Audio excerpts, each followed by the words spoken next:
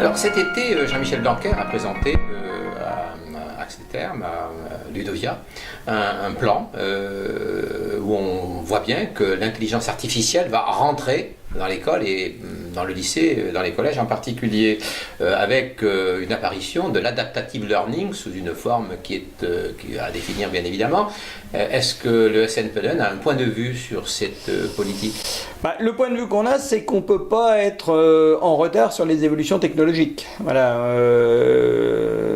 On sait bien que l'éducation française, d'une manière générale, est relativement conservatrice et que les évolutions, et en particulier les évolutions de contenu, sont lentes, que le consensus à dégager est souvent compliqué.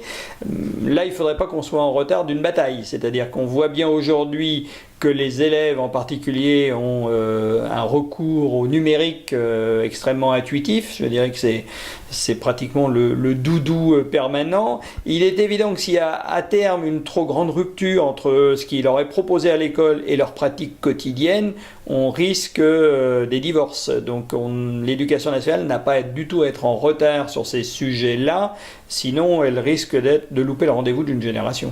Alors les données personnelles, en particulier les données personnelles pédagogiques, utilisables grâce à l'intelligence artificielle pour aider l'enseignant à personnaliser l'enseignement, ce serait quand même une nouveauté. Ce serait sans doute une nouveauté. Alors là, on va, mais l'outil devrait le permettre, vers une beaucoup plus grande individualisation.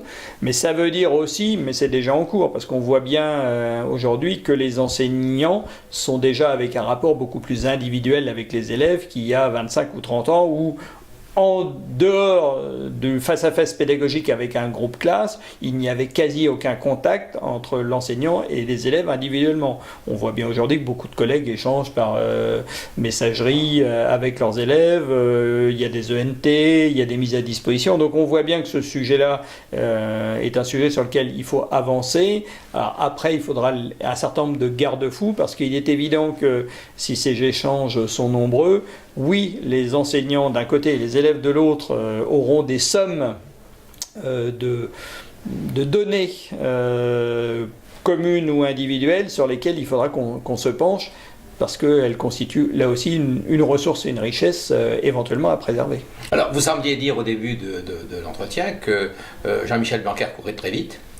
Je mets des guillemets bien évidemment. Le syndicat, le SNPLN, arrive-t-il à le suivre ?